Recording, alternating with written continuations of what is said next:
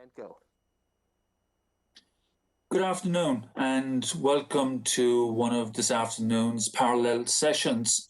This one is on the SME Toolkit, rethinking leadership and management skills. I'm delighted to welcome two excellent panelists, Anneloes Raes from Barcelona and Spain, and Niamh Gaffney from Ireland. The purpose of this particular workshop is to explore how the COVID pandemic has changed the notion of leadership and workforce management. And it's also, the goal of the workshop also is to look at how leadership attitude towards mental health and well-being, both of the leaders themselves and workforce, might have changed as a result of the pandemic. And through that change, where are we going to go in the future? What have we learned from this change that's of benefit? And what have we learned from this change that maybe we don't need anymore? So we're going to be discussing those issues over the coming hour. To begin the discussion, I'm going to invite Anneloes Raes, who's associate professor at IESE in Barcelona, to give a presentation. Anneloes is also holder of the Puig Chair of Global Leadership Development. She's held visiting scholarships at UCLA and Harvard University in America, and her primary research focus is on top management teams and leadership. So let's hear what Anneloes has to say about the topic of leadership. So it's my pleasure to be sharing with you at this point some of the leadership lessons that I think we can take from this pandemic, because definitely as serious and as bad as the situation is for many of us, I also do think that the pandemic, as we've been living it for the past months, is presenting us probably with some opportunities for learning, some new insights, some things that we learned through our changing setting. And I remember, if I'm thinking back about a year ago and about the talks that I was giving and the conversations that I was having with my students at IESE Business School or also with executives, then the topics that came up when it came to leadership and dealing with your employees related to agility, to engagement, to empowerment, to questions of what do new generations of people want in our workplaces? How can we as leaders come toward that? And we looked at statistics where we said that there were many people who were not feeling engaged in their work. They wanted collaboration, they wanted meaning, they wanted innovation. But in many of our workplaces, and these are European numbers, they didn't find those conditions to be in a satisfactory setting, let's say. And then the pandemic came, and we started developing worries that were very different from those that we were before. So all of a sudden we started worrying about, well, first of all, our physical health. How are our people doing? Can we continue our operation? What if people get sick on a large scale? How will we continue our business? But we also started worrying about the mental health of our people, because we started seeing that being in a confinement, as in many of the countries we were, took a toll on people. And of course there were very different situations. Some people were living alone and they faced issues of loneliness, being bored, being fatigued. Others lived very different settings, which is being confined at home with children, for example, having Zoom meetings, giving classes, and having all of a sudden your children appear on the screen. So we realized also, I guess, about the importance of things we had always taken for granted. Just having a workplace to go to, having a quiet place to work, being able to meet people spontaneously, going to the coffee bar and having a conversation come up just out of serendipity, leading to something that turns out to be highly relevant and highly innovative.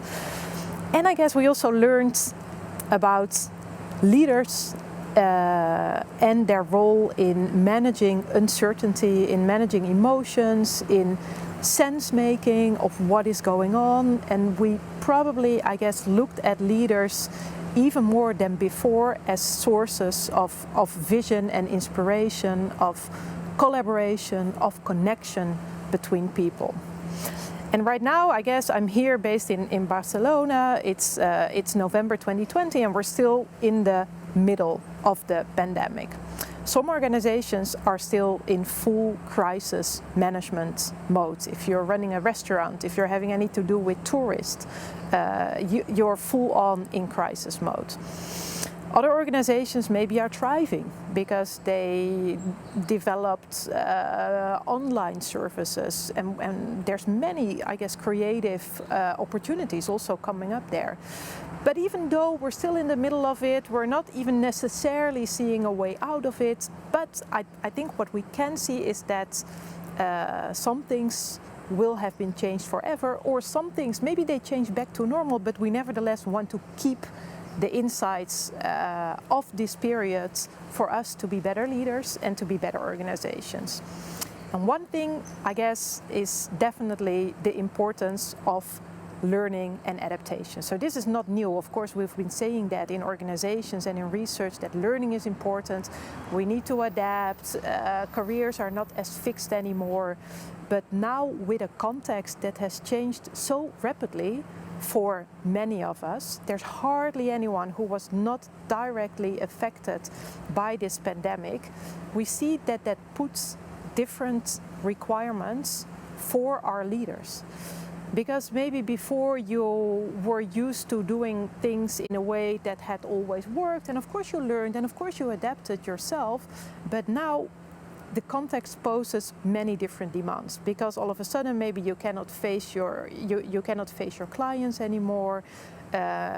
You're not there in person. Maybe you need to switch your business models, and there's quite a famous perspective on leadership, which is Contingency Theory, which basically says, well, how effective we can be as leaders depends not only about ourselves, but it depends on the way that we can fit and adapt to the situation. So I guess that is something that many leaders now are considering, or if they're not, I would maybe even say that they should be considering it, is really this very personal soul searching or this very personal analysis of what competencies and skills do we have, and is that what we need in this new setting. So if you're shifting to a much more online business model, of course that doesn't mean that you as a leader need to be all of a sudden the one who can code and who can work with artificial intelligence and who can employ all of that, but it does mean that you need to understand it enough to know what opportunities may be laying ahead of you, plus what people you need to hire in order to make that happen. So first thing I would say, a learning attitude is definitely something that we should take out of this crisis with even more energy and passion than maybe we had before. And I guess maybe like one more piece on that is that I think it probably everybody would agree to that it's important to learn and it's important to adapt, but one challenge for that is probably to really take the time for doing it. At least if I'm thinking about myself or if I'm thinking about many other people, the question is really, okay, how do I organize the time for myself for reflection and focus? So I guess in line with that learning attitude, I would also really encourage you to think about how you build that into your day, into your week, Myself, for example, I started going on a very nice Sunday morning walk in a natural park here close to Barcelona, which continues to provide me with reflection and insights and new ideas still on a weekly basis.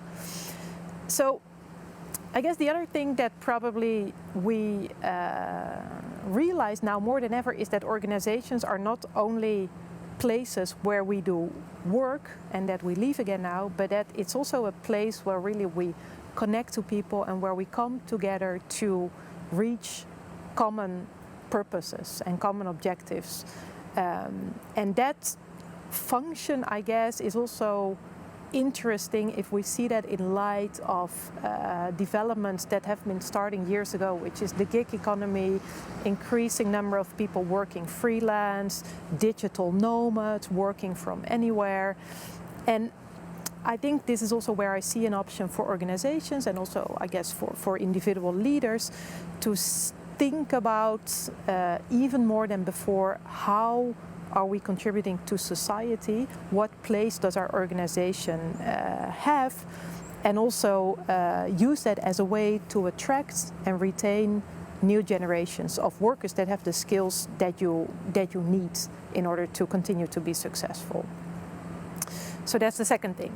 And the third thing would be that that also is in a way a timeless piece of advice, but that we see more than ever, and that is the importance of leadership development.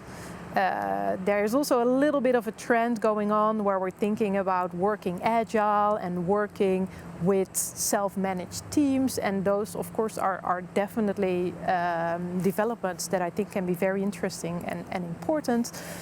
But at the same time, we see that leaders have a role in connecting people, in coordinating work, in channeling workers' emotions, in demonstrating care and compassion, in achieving the objective. And that is something that sometimes seems like a luxury that maybe now even you feel that you cannot afford because you're just busy with surviving and making sure your business as such can continue. But be sure not to forget about investing in developing the future leaders of your organization. This is certainly something with the long-term perspective that I think is very important. So with that, I hope we're ready to engage in a discussion to see if we can further develop on these themes. Thank you. Thank you very much, Anneloes. That was really interesting and insightful thoughts on leadership and the challenges that future leaders face. So we'll give you a chance to move from outdoors to indoors, where we'll talk to you shortly. And before then, we'll hear from Niamh. And Niamh is founder of Directionality. It's a company that empowers clients through mental and emotional fitness training. In it, she has a degree in psychology and 2 masters, not just 1, but 2, and currently offering free support to frontline staff here in Ireland that are fighting the pandemic.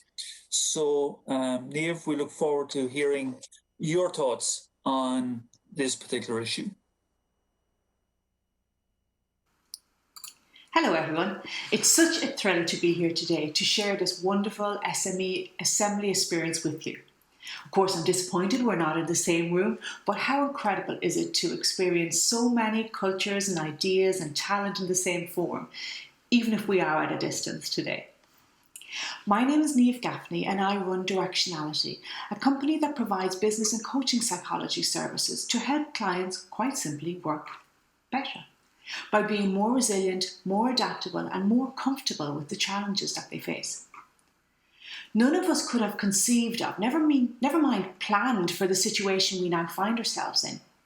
And yet to keep our businesses open, our country solvent and our families safe, we must find ways through it. I have 10 minutes here today to give you some insight on how to do just that, and how as a leader you can unlock healthy high performance in your organisations helping you move through these challenges in the healthiest way possible. Even before COVID raised its ugly head, it was in news that mental well-being is declining.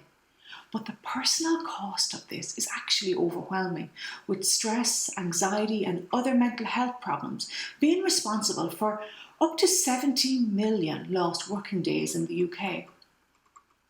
And the longer individuals and teams remain in that state of struggling, the larger the impact on the business and the more difficult it is to recover.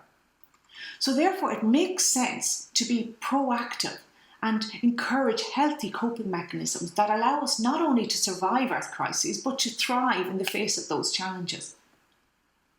So in terms of achieving this, the simplest way to think about it is thinking of resilience as a buffer zone between the challenges of life on one hand, which we can do nothing about, and how they impact on us on the other hand, which is something we can do something about.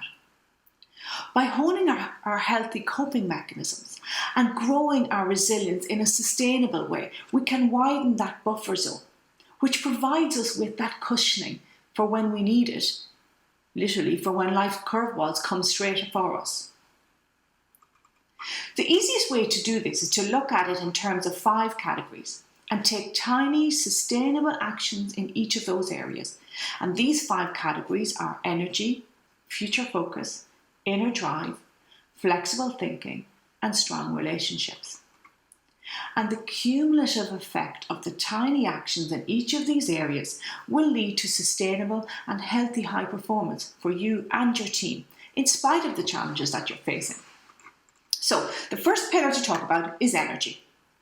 This energy pillar is the one that underpins all of the other pillars of healthy high performance. This is the piece where we sustain and renew our physical energy so that we have the capacity to keep going through challenging times. What we consume, how we rest, our physical activities and the boundaries that we set. Look, this is the common sense one. We all know exactly what to eat, how much sleep we need, and we all know it's not a good idea to have no work-life boundaries. And yet when things become stressful, this is the one that we are most likely to let slip. I'm holding my own hand up here, but how many of us are guilty of skipping lunch because we're busy? Or saying we go for a run when the day isn't quite so back-to-back with meetings? This is where personal responsibility is key. It's up to each and every one of us to mind our own energy. But as people leaders, we can truly support our teams to mind their energy by modelling positive actions and by structuring our organisations to support healthy high performance. The sky is the limit as far as what we can do to increase this pillar, so it really is worth opening this up to your teams and having a discussion with them. But as a starting point, I can offer a few suggestions. Perhaps consider the timing of your meetings. Having scheduled meetings for 25 rather than 30 minutes or for 50 rather than 60 minutes to allow for that natural transition period between meetings. And that's the time for rest and recovery. And perhaps always also set up a shared diary so that everybody can see your break times, your rest times, and your activities like exercise and reading. And encourage your team to share their diaries also, and that will keep everybody accountable. Future focus is pillar number 2. And this is all about having a clear sense of purpose and direction to help move forward without getting stuck or feeling held back. And it's much easier to keep going through difficult times if you know where you're going. Having future focus is that strong sense of personal control. And in the year that's in it, with so much change and uncertainty, our buttons are definitely being pushed with this one. So refocusing our attention on what we can control and why we're doing it can really help widen that buffer zone for when we need it most. To unlock this for your team, you could set aside time where you and the team discuss what your why is, and to encourage everyone to focus on that bigger picture. And you can also forward plan for future deadlines and schedule activity and rest and recovery spaces to support that balanced workflow during this timeline. The third part of the process is inner drive. This is that skill of sustaining self-belief even when things get tough, and doing so in a self-compassionate way. To unlock healthy high performance from the inner drive perspective, as a leader, you can deliberately notice what's working well. At the end of each day, for example, encourage everyone to jot down 3 things that they thought worked well in the day and share those learnings with each other. And perhaps also set a conscious intention to see challenges just as opportunities for learning and growth. Ask yourself, what are we learning here when things are particularly tough? The fourth pillar is flexible thinking, and this encourages us to have an open and optimistic mindset. And this enables us to have a positive and adaptive response to change and challenges. For those of you who have done work on your growth mindset, for example, this is where those skills lie. And as a leader, you can notice how you view your experiences. Challenge yourself regularly to ask, how else can I see this? And secondly, actively learn from others. Notice what others are doing well and ask them to share how they do it so that you can learn from their experiences. Strong relationships is the final and most overlooked one, in my opinion. Leading and remotely working is challenging. There is no doubt about that. Creating a climate of psychological safety and supporting well-being, it sounds great in theory, but how can you put this into practice? We are all missing that tactile, face-to-face connection that we're accustomed to. We're losing a lot of what connecting means to us, and the more time we spend on Zoom and all of the other platforms, the more socially awkward we're becoming in real life. This pillar encourages us to lean into that awkwardness and build open and trusting relationships. And to truly do this, as leaders, we have to be transparent and courageous enough to share our own vulnerabilities. Calling for support ourselves, for example, when facing a challenge, rather than being the person who always has to have it together. So as a leader, you can share your own resilience challenges. Ask for support. Ask for insight for your team, or from your team even, or even for ideas from them. Trust your team and your peers to support you, and they will trust you to support them. That trust is where real connections lie. Secondly, make time for personal, informal connections. Schedule meetings with no agenda, where the team is the agenda. Schedule time for the team to come together to connect, even if there is no particularly briefing or nothing new to share. These are the water cooler moments, but this is where the real connections are. And those connections allow you to grow and thrive through difficult times. So as a takeaway, here's what I would suggest as starting points to unlock that healthy high performance. Start with a strong foundation. Be clear on what your healthy high performance means. Encourage healthy boundaries. Be clear on your why. Regularly highlight what's working well. Challenge yourself to see things differently. And finally, most importantly, lean into your team. Trust them and build those connections. And Sinead, as we say here in Ireland, Gur míle maithagí as ucht de chuid ama. Thank you for your time here today, and I wish you safety and lots of healthy high performance. Slán. Thank you very much, Niamh. I was smiling during your presentation because you talked about not missing lunches, something that I was guilty of as recently as an hour ago, as I prepared for the conference and our talk. And I should have had the opportunity to see that presentation earlier. Before we get into the panel discussion, there's just 2 announcements I want to make. One is I would encourage people to please contribute questions via the chat facility, and I'll feed them into the panelists. So please engage with us throughout the session. And secondly, I'd like to introduce Sabine Soider. Sabine is going to be keeping a graphical recording of our discussion throughout the session. Sabine, would you like to say hello?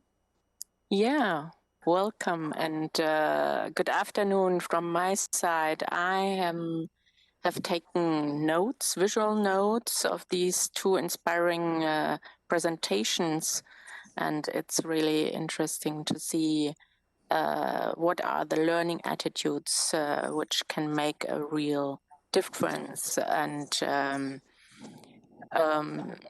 and all the 5 different ways of doing things in a different way. And I will continue listening and will share the final drawing then at the end. Thank you so much, Sabine, and we look forward to coming back to you before we close out the session. Lots to talk about, lots of points made during the presentations. So much, in fact, it's difficult to know where to start.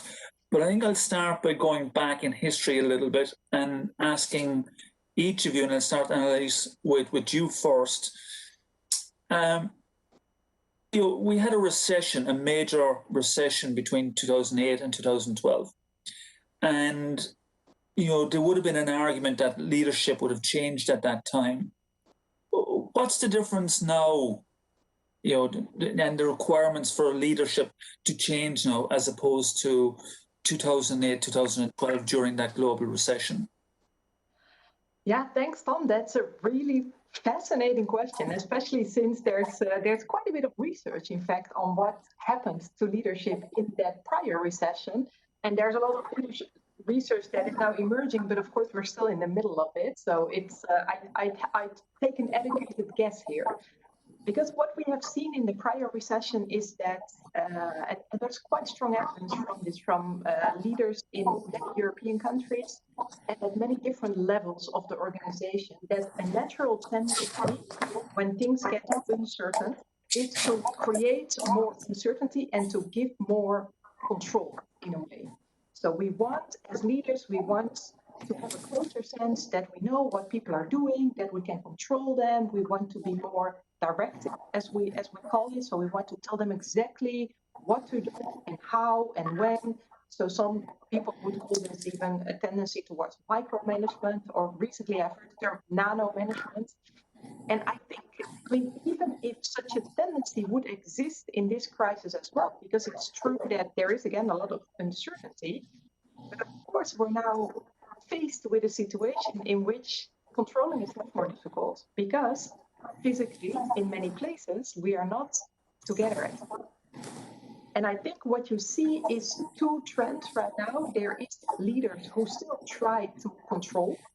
So they would be on top of everything. They would specify not only what needs to be done, so the results, but also exactly how, when, by whom, how much time it should take. And that is what people get very stressed about, because this takes away the autonomy of people, and this tends to be very stressful. What we do see also is other leaders, whether they wanted it or not, whether it fits your natural tendency or not, but that is leaders who are doing what you've just told us to do, right? Just rely on your team, rely on other people, which does not mean that you're not providing any guidance on what to do, but that you're providing guidance on outputs. So you're super clear on what you want to achieve, but you're more open to how people go about achieving that. And I do think that is a difference that we see.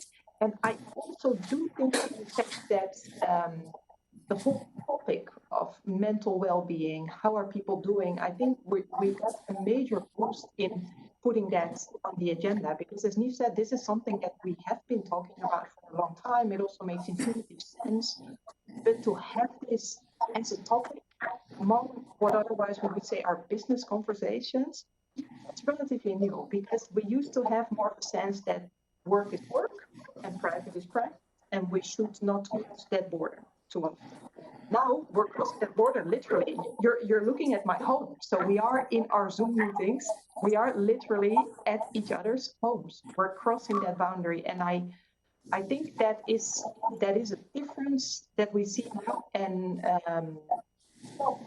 maybe a positive difference, maybe, or at least potentially, because I think what we see more and more is, let's say, the person behind the worker, if you would put it like that. That I think can only be a good thing for strengthening relationship, for seeing a broader picture of what people are doing with. So those, I guess, would be two differences that I may see, that we see more experimentation with letting go of control, even though it's hard and it's a long-term process, and maybe a bit more of putting things on the agenda and talking about issues that have to do with health and well-being that otherwise I wouldn't have dreamed about entering in a conversation. Actually, Anneloes, that latter point you make, you mentioned something in your talk that I made particular note of, was about seeing children coming across the screen, right? And the point you also make about coming into our homes, right? That we're all in each other's homes now, right? And I'm just wondering, does that make leaders appear more human? So that if staff are talking to them and their kids are wandering in, or they can see the background behind in the house that they live in, and does that kind of humanize leaders a bit more? And what are your thoughts around that? Yeah, I think it can have that potential, at least. Of course, it also comes with challenges, because it's much harder to step away. The work interface is much more fuzzy, which can relate to much more stress. We're also seeing many negative effects on that, but I do think that indeed it can have positive effects, because it's always a good thing if we can connect to each other on a human level, and not only on a, let's say, role level, where someone is the leader and someone is a worker, or where you're only team members. And that obviously doesn't mean that you need to be best friends or that you need to share everything. No, it's really not about that. But it's about seeing a picture of a person which is not only black or white, but is, let's say, more multicolor. So yes, I'm fully with you, Tom, that I think there is that possibility, and that would be an advantage, which of course you also cannot overstep. So it's also that is also a bit of the art of leadership and managing that. You don't want to intrude, which may make people uncomfortable. But and I was wondering about your first point about control, which I find fascinating, because you're quite right. In 2008, 2012, during that recession, the immediate reaction was to control, and leaders cut back on what they saw as the fat in the company, batten down the hatches in many instances. Both of you used the word survival during your talks. But in this situation, control became so much more difficult because the workers were remote. So we couldn't control workers in the same way as before. We couldn't see what they were doing. And therefore, I suppose we had to trust them because we had no choice. And I'm wondering, has that change happened, because it was forced upon leaders? And how much of that do you think will stay once we get back to non-COVID existence? Yeah, that's super fascinating, because the basic rule of psychologists is that our behavior as leaders, as people, as employees, as team members is always influenced by the situation and the person. So we are who we are, and we act because of that, but also we act because we are in a certain situation. So if our situation changes again, we're back at the work floor, we're not as uncertain anymore, we can go out to drinks with our people afterwards. Some things will naturally change back, because a new situation triggers again a new set of behaviors. So I do think that in some ways we do need to be intentional about what changes we want to keep and what changes maybe, okay, that served us in this situation, but maybe we do want to let go of them again when we're back in the new situation or the old situation or the new old situation. And you said that there was lots of evidence post-recession about how leadership had changed during the recession, but I'm wondering, when it swung back afterwards, were we left very much forward from the original position, or did we go more or less what we were doing? Yeah. This is of course a little bit idiosyncratic, but overall, they could still see those effects in changes in behavior.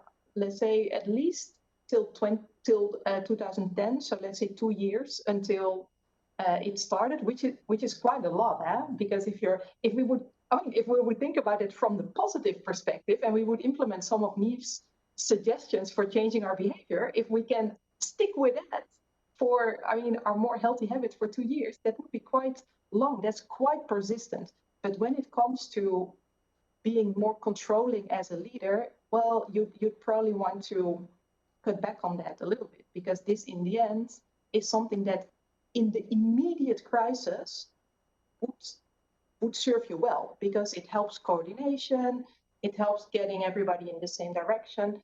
But later on, and every crisis comes with a phase in which we don't need to address the immediate urgency anymore, but what we need is creativity and innovation. And with those demands, we need to give people more autonomy, because that cannot be directed from above. So yeah, the answer to that is that for sure for 2 years, there would still be a natural tendency to stick to those to those more directive behaviors, at least what we saw in the financial crisis. It's true that, we still need to see how this works out again. But it's quite sticky. It's quite sticky, that change.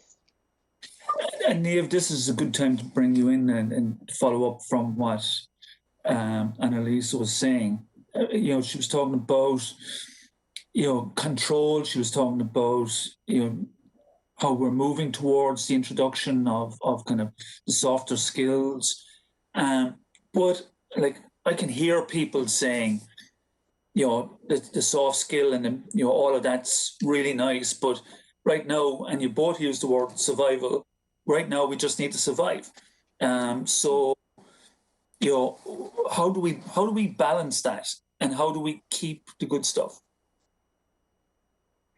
So I think I love the point on control, because that is our natural inclination. As soon as things like something as chaotic as the pandemic or the recession happened before, our natural inclination is to, as you said earlier, batten down the hatches, do what we can do in the immediate just to get through this. And while beforehand that was all about getting that control and kind of keeping that control. In fact, if we lean into that too much now in terms of that nano control that Anneloes was talking about, it can go against us big time. In terms of the, comparing where we were at the last recession to almost the stickiness, the impact of what happened. In the last recession as leaders, or prior to this time, people tended to brush away the resilience, the mental health, all of these soft skills. It was nothing to do with them. That was something that HR had to deal with, or EAP, or if you have a problem, go with, or in worst case scenarios, people who were dealing with these either left the companies of their own accord, went through redundancies, but the problem went. Now we're all dealing with the impact of isolation, the impact of lockdown, the remote working, the stresses of homeschooling when you're doing meetings and all that goes with that. So it's not a problem that any of us can brush under the carpet anymore. And I suppose the upside of all of this is that resilience and mental well-being. It is not something for somebody else to deal with anymore. We all have to take responsibility on this. And that's the piece that we nearly need to focus our control on. Because if we do not focus on that, if we do not take the responsibility, each of us at a personal level, at a leadership level, as a peer level, then we will end up in a much, much more difficult situation, than even the implications from a health perspective that COVID brings.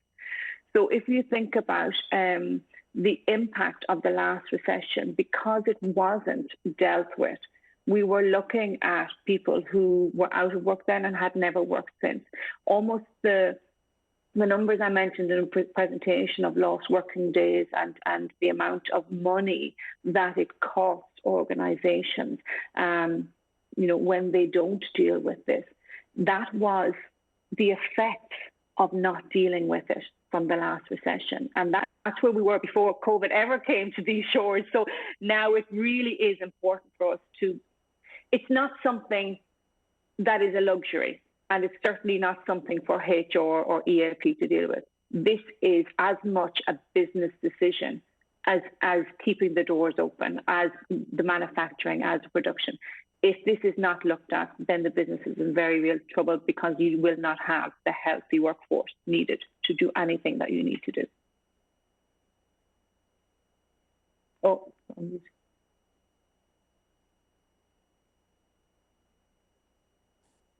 just to play devil's advocate for a moment, I can hear people, leaders particularly, kind of going, there's no way I'm sitting down with my staff and telling them I have a problem. Or there's no way that I'm sitting down with my staff and saying, I'm going through particular challenges, because I feel it would create additional difficulties in terms of they want their leader to look strong. They want to be following someone who's got a clear sense of purpose, knows what they're doing, and if I show weakness, then it creates, other challenges in the workforce. Again, how do I balance that? So I suppose that is absolutely a conversation I've had with so many people, because we each have somehow learned that to be transparent about this kind of thing is a weakness. And that's the part that I would challenge. And in fact, and I spoke in the presentation there about the strong relationship, when you can lean into this, and I'm not talking about oversharing, because we each have our own boundaries, and that is as fundamental as anything else. But the virtue of the fact even that we're inviting people into our homes in these conversations now, we can't then pretend to be, the perfect leader that never has a bad day. That doesn't jive. People will not trust that. What we're talking about here is showing up as a human. And when, as a leader, you can be courageous enough to show some of your flaws, some of the impact that the world has on you, then you become much more trustworthy. People are much more inclined to say, well, I will go and speak with Tom about this because I know Tom understands. And it's not necessarily a case of, like I said, that sharing everything with the world. It's not about that. This is about sharing that you're human. Come back to the point I was making earlier about being inside people's houses, that it humanizes leaders.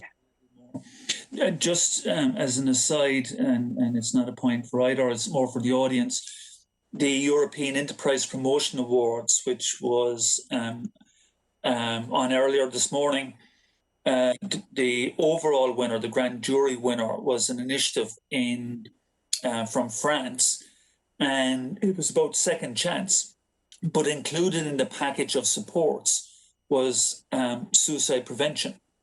And I think, there's that mental well-being issue and mental health and well-being issue at a very serious level that during the recession of previous times, I feel didn't get addressed. And obviously, it's great to see some countries, initiatives getting involved in that space. I suppose the challenge then is, Niamh, how do we support mental health and well-being if people are remote? Because part of how we do that in the past was, by sitting down and having a cup of coffee with somebody, and or sitting in an office or in a canteen, and it's so much easier to share when you're in someone's company than Zoom or whatever it is it's much more formal. You know, even if you're talking to a friend, it's still formal. And so, how do you engage softly and you know, kind of intimately, you know, in that sense of well-being when you're doing it remotely? So that's the $64 million question, Tom. I think that if every company, I think, who is really looking at this and finding ways to mitigate it as best they can right now, it's not something that's going to be absolutely, you know, it's no match for the physical, you know, interaction within the same space. But there are ways and means, and certainly that thing I mentioned of sharing diaries can be connecting without ever, you know, connecting. So me being able to, for example, go into our shared diaries and see that you're going out walking the dog at 3 o'clock today, that allows me to connect with you. And then the next call with you is like, well, how was your walk? It was great. That's much more natural than it being, okay, straight to the agenda, let's go through the thing. It's a much more natural piece. And the more those things happen, it is all about the tiny ways. The more those happen, the more connected you are. But I've known a couple of CEOs recently who have taken to just calling people. Just, you know, instant messaging them and picking up the phone the same way as you would when you're going past the desk and just stop off and talk to somebody. And because those calls are instantaneous, are literally the 2 minutes, I was just thinking of you, I thought I'd give you a quick shout. And perhaps even away from Zoom, that builds connection. But I know that the shared diaries and even that transparency of letting the dog, not having to be perfect, letting the kids run in the middle of a meeting and being okay with that. If we think back to the, you know, like, it seems like forever ago, but that guy was on a BBC newscast when he was in the middle of an interview. Like, that now is everyday life and actually would make you connect into him. But where we all were then, it was like, oh my God, could you imagine that happening? And now that we all relate to this more, it's like, that's connection in action. So it's not ideal, absolutely, but you have to be conscious about this and you have to make an effort. It's too easy to say, we'll leave it. It's too easy, but it is an excuse. Yeah, and maybe to follow up on that. Sorry, Tom, because... come in, please. Yeah, no, because I think in line with this, I think it's also, we also should not be too discouraged to say that, no, this is too difficult, we cannot do that. Because in fact, I was having a conversation with a friend of mine who is a therapist, and I asked her, how do you do that? You have those super intense and crying and I don't know what, all those type of settings in an online setting, how do you do that? And she said, interestingly, she said, you know, for some people, in fact, it's easier. Because if you're really talking about topics that are sensitive, sometimes it's easier to do that in the comfort of your own. Or if you're more of an introvert people, sometimes it's even less intimidating to have a screen in front of you than an actual person. So this is not necessarily the majority of people, but I think also we shouldn't be too discouraged that this is hard, that we cannot. I'm fully with Niamh. There is no replacement for the additional information that we see if we're talking to people in person. But we also should not get too stuck into a mindset of it's too difficult, we cannot. Because I'm sure Tom and Niamh and you and also many of you are listening. By now, I've had many very sensitive conversations on the screen with people, for example, our new MBA students that I've known for only a very short time. So we didn't yet have time to build a strong base already, but because this is the reality, and then you can also do it. So I think in addition to finding creative and clever way, I think it's also really a mindset issue of not being too discouraged about how difficult this is. Not because it's not difficult, but... I've got a question coming in from the audience, and I'll start, Anneloes, with you. I've got a number of questions, so we'll get started on them. And I'll ask the same question of both of you, but Anneloes, we'll start with you. Some companies had already started implementing a leadership style based on trust. as shown, for example, by encouraging work-life balance and teleworking? Were there signs pre-pandemic that this would be necessary? Well, I think that there's waves of management thinking where sometimes the emphasis goes more towards self-managed teams, autonomous teams. These days we call it agile, but we've been talking about self-managed teams decades ago already. So, and then there's times again where we think more about control and compliance and all of that. And I would say the root of that is not only outside in our context, but it's also about what is our understanding of how people can flourish. And there's quite strong scientific evidence that people can flourish if you give them trust and autonomy.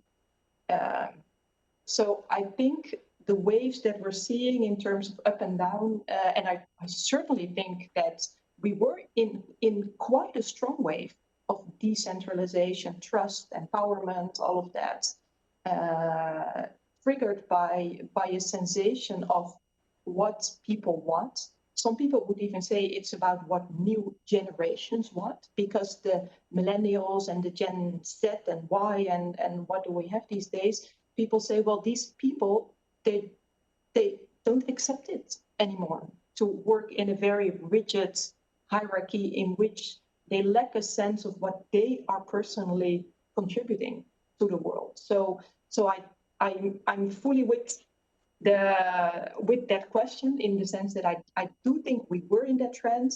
We have been up and down in that trend for decades. And I do think the reason for that is insight and understanding of what makes people flourish and contribute and be creative and innovate. If I can kind of have a follow-up question before I go to Niamh with that question. It now gives Niamh extra time to prepare an answer. But one of the areas of interest that I would have is coaching youth sports team. I coach kids football. And one of the things we try to do from a very young age is give player empowerment, so that when they're on the pitch, they're making the decisions. And the fact that we start this quite young, some people say that they're too young for it. I would say you're never young enough, or you can start young enough. And I would suggest that a lot of sports coaches, have moved away from the hierarchical, I'm in charge type, manager, to where they're now much more, I would call, coaches. And I can even see it in lecturing. You're going more towards coaching, rather than telling the student, this is what you should know. So I'm wondering, is that kind of sports trend kind of moving into business management also, or organizational management also? Yeah, I do think it's fantastic to start young. I would be fully with you that you are never too young. In fact, sometimes I wonder when I'm hearing people talking about empowerment, like, why do we need to empower people? Does that mean we've first taken their power away, or their sense of responsibility, or their sense of ownership? But that's a side note. So you're starting young enough, and giving people autonomy is not the same as creating anarchy, right? Of course, there's still rules, there's still boundaries. I don't know your coaching style, Tom, but I'm assuming that you in fact have a very clear set of boundaries, and these are the rules of the game, and this is what we do, and this is what we not do. And if you have that established, then you need to react to every single incident with a micromanagement style, but you can just refer back to the principles and say, hey, this is how we do it, and then let it go. Yeah, so for sports teams, that's I'm currently, but I don't have a full analysis on that, but I'm following with quite a bit of interest now that FC Barcelona, right? I'm based in Barcelona, and I'm Dutch, and the new coach that we have with FC Barcelona, the men's soccer team, is a Dutch coach. He was training the Dutch national team before, Ronald Koeman. And the challenge is also here, obviously, as it is with many, I guess, soccer teams. How do you create at the same time a strong team spirit while also doing justice to people that stand out individually? Like we have here Leonardo Messi, obviously, but there's many examples of this. So in your empowering style, does that also imply a VIP treatment, or do you treat everybody the same, or how do you do that? So I have right now, I must say, more questions than answers, but it's fascinating to think about. And a sports metaphor is one that suits itself well for thinking about leadership. There's many differences, but especially what I think is that if you think about a soccer match, Ronald Koeman will always be outside of where the team is performing and delivering. He's literally outside of the lines of the game. He's outside. It's not him doing the work. And I think this very nicely speaks to your role as a leader, in the sense that you're not doing the work. You're enabling others to do the work. That's very fundamental. You're training them, you're making a strategy, I don't know, you're analyzing opponents, you're doing many, many things to help the team. But in the end, it's them who need to do that. And so I quite like that metaphor, or that direct example of how, as a team leader, you have a tremendous influence. You can set up the team, you choose which players you want in your team on the pitch, help, give the captains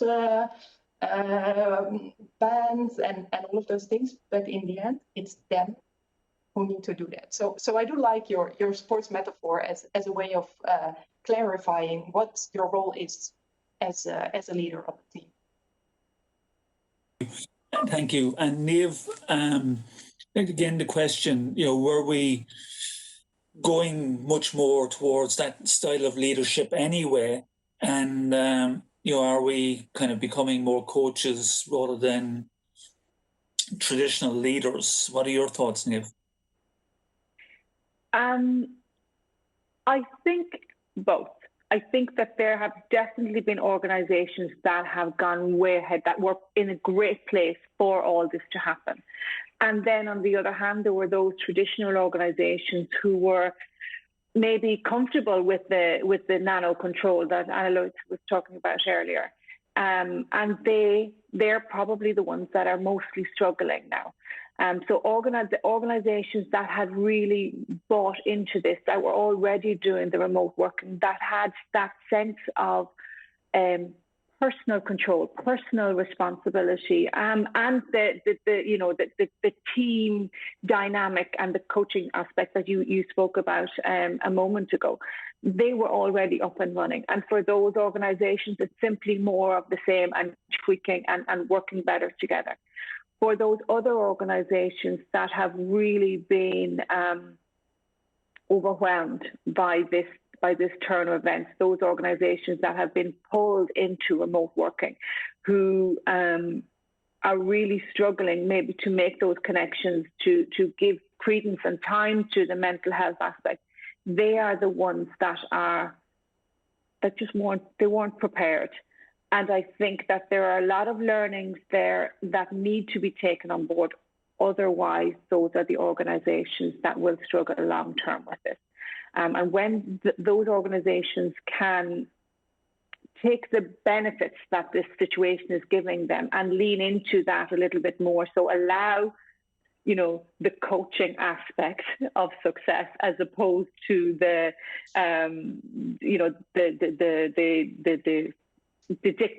dictatorial, aspect of it, and kind of telling people what to do. When the more you can lean into that coaching aspect, the more able they will be to survive this and to thrive. Once they start to put those learnings into effect. Niamh, I got a comment here which you might address. Sharing diaries seems like it brings about a risk of nano management. At least if it's mandated. Another issue would be the blurring, an already blurred work-life divide. What would be your thoughts on that remark? It's not the first time I've heard that. Of course, if you share everything in it, it will come against you. But what we're talking about here in terms of shared diaries is absolutely to use it as a form of accountability to support the mental health and to support that sense of connectedness. So I'm not saying to write down, exactly what you're having for lunch, but just block out time from 1 to 2 and say personal time, or say, that my exercise time, or whatever it is, so that you're sharing that you're important. And that's the sharing piece. If you see your leaders sharing that they see themselves as important, then it gives you permission to see yourself as important too. And it gives you permission to take that time. So it's the control piece.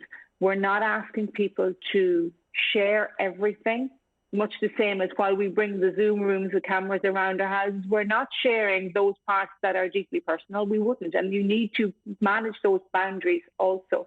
In fact, that's where the personal responsibility completely lies. But when we connect with other people through things like sharing diaries, it allows us to maybe, it allows us to mind ourselves in a better way. It gives us permission to mind ourselves. And that's what I mean about that. And in terms of blurring the already work-life divide, mind that too. If you feel that your work-life divide is too blurred, put the boundaries in place for that. If you feel that it would benefit for people to know that you're taking your break at this time, or that you don't start till 9:30 after the school run, share that, because that makes it easy for people then to book their meetings after that time. But if you are allowing yourself to be available from 8:30 and you're stressing then because you have a meeting and you're doing the school run, that's on you. You need to set up your own boundaries on that to make sure that incidences like that don't happen.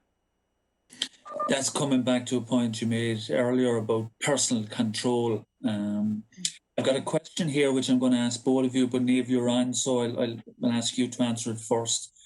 What advice would you give to specifically young entrepreneurs who are trying to establish a leadership style in these uncertain COVID times? Niamh?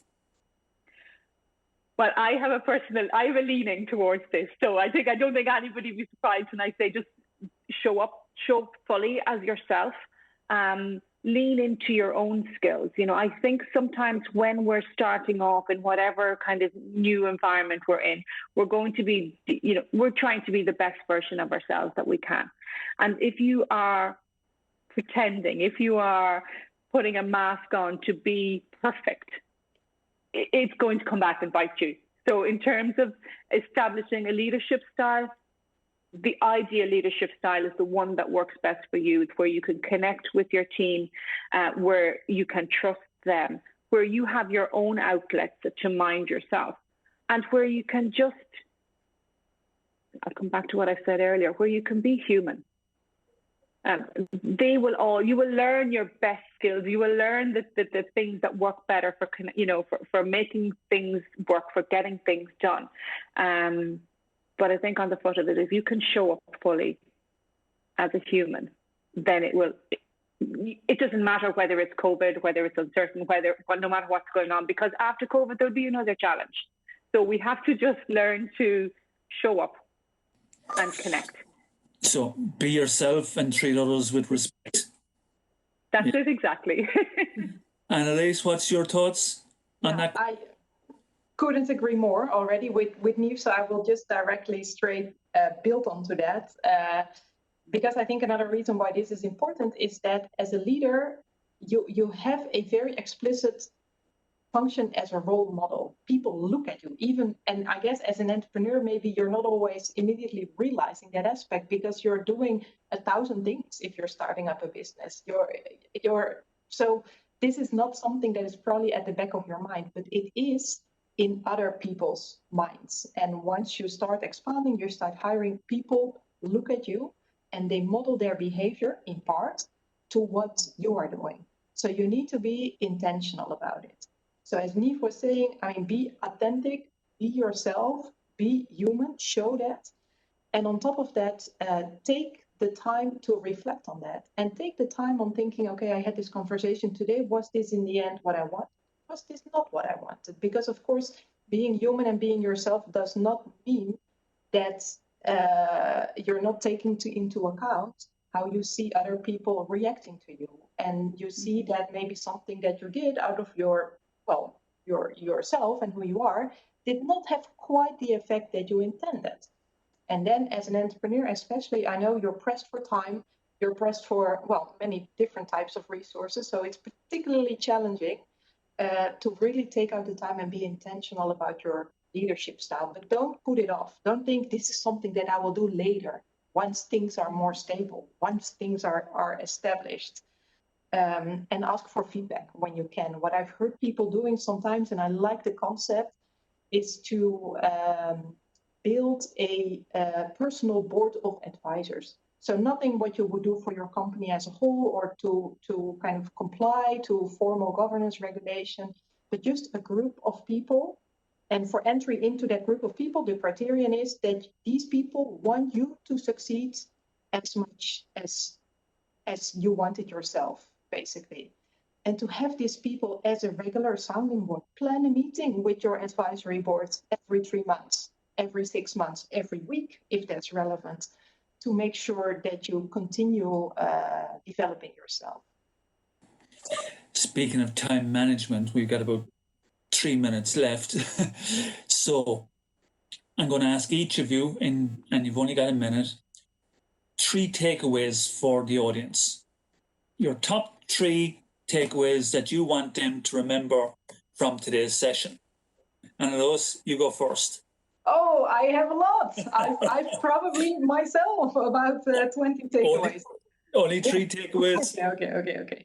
I would say manage your energy and the energy of those people around you. So I'm borrowing from your terminology, but we've been doing quite a bit of research on this on the organizational level. It makes a huge impact for organizational performance.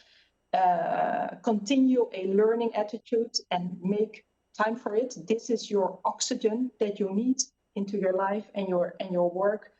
And trust your people, I would say, as a decision. Not only once you feel they've proven them, but trust your people as an explicit decision on how you want to engage with them. That's excellent. Thank you so much. And Niamh? I think Anneloes was looking at my notes, but it's exactly the same thing. So it is exactly the same 3. So it is connections. Even the board of advisors that Anneloes was talking about there. Use your people. Use those people who are around you. Just lean into connections. The second thing is mind your energy. If you mind yourself, that the physical, the sleep, what you eat, and your boundaries there, if you mind that, then you will have the emotional and mental bandwidth to face whatever is coming your way. And then the third thing is just notice your thoughts. So this is the reflection piece that Anneloes said as well. Notice whether you're treating yourself with kindness, compassion, with the same way as you would treat other people. Treat yourself in that way. Because that allows you then that space to grow, that space to be. And when you need support, ask for that support. This notion that as a leader, we can't ever be anything but the strong, silent type doesn't fly anymore. And it would come back to bite you. So, so that's it. Thank you so much. I find it fascinating that both of you, coming from very different backgrounds, very different perspectives, should arrive without prior discussion at exactly the same 3 items. And for anyone that's watching us, this was not pre-planned. No. We did have conversations around structuring the talk, but not around what the finish would be. So I find that absolutely fascinating to arrive at the same conclusion. Niamh and Anneloes, I would dearly love to be sitting down with you for a cup of coffee and conversation, because I have so enjoyed your company and so enjoyed the conversation this afternoon. I hope the audience has too, because it's just been fascinating. Hopefully we'll get another opportunity where in person we can be together. I don't know, maybe the SME Assembly would allow us to do part 2 in 2021 in Ljubljana. Yeah. Who knows? Who knows? So thank you so much. And just before I go, I just want to bring back in Sabine and see that she captured the same 3 items. So Sabine, will you just finish off with capturing what it is that your graphical recording of our discussion? Yeah, and you will find it then afterwards. Also, we will send it out, and you will find all the important messages and really precious hints and tips which I have noticed working as an organizational development consultant too. And it's really this virtual space is also a human space. So it's about showing up as humans as much as we can and connecting. And I hope these visuals help you to remember and to bring into your own behavior these tips and tricks. Thank you. Sabine, thank you so much for capturing that so beautifully. And I would encourage people to avail of the recording that Sabine has made as a way of bringing together the wonderful conversation and the wonderful ideas and insights that both Anneloes and Niamh have given us. To both of you again, my sincerest thanks for a fabulous discussion. I wish you both stay safe and well, as we say in these days. And to our audience, thank you so much for being with us and enjoy the rest of the conference. Thank you so much. Over and out.